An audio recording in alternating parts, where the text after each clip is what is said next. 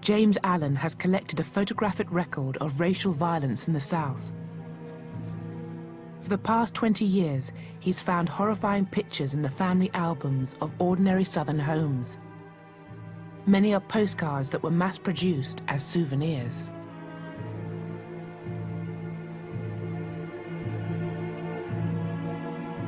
Some of these images were printed in the tens of thousands and sold for a dime or $1 a piece. Some of the postcards tell you where to write and the discounts you'll get if you buy 1, 10, or 100. They were sold in drugstores and pharmacies. They were sold on the street. I purchased a photograph from a woman. The photographer sold them door to door. Her mother bought the image for $2.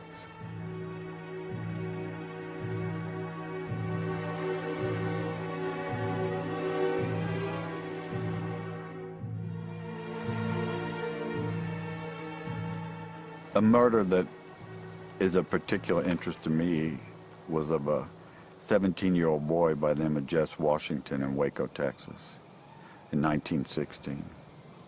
He was seriously mentally challenged. The wife of the farmer that he worked for was found dead. He was arrested. He was brought to trial. The trial took from 10 until 12. And when the jury came back at noon and found him guilty, someone in the courtroom, and it would have been anyone in the courtroom, screamed out, "Get that nigger." And one of the worst and cruelest treatments of a human being began. Jess was kicked down out of the courthouse, down the back steps where a crowd of several hundred was waiting for him. They put a chain on his neck. There were 16,000 people crowding the street to watch this boy be tortured. Jess was tied to the chain over a branch of a tree. The fire was started. They raised Jess from the fire up into the air so that the crowd could see him. There were cheers, like at a football game, cheering the torturers on.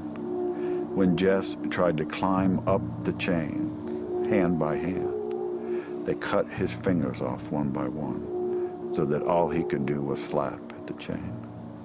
They lowered him back down in the fire. A man came up and castrated him. Another man kept a pole so that he couldn't crawl out of the fire.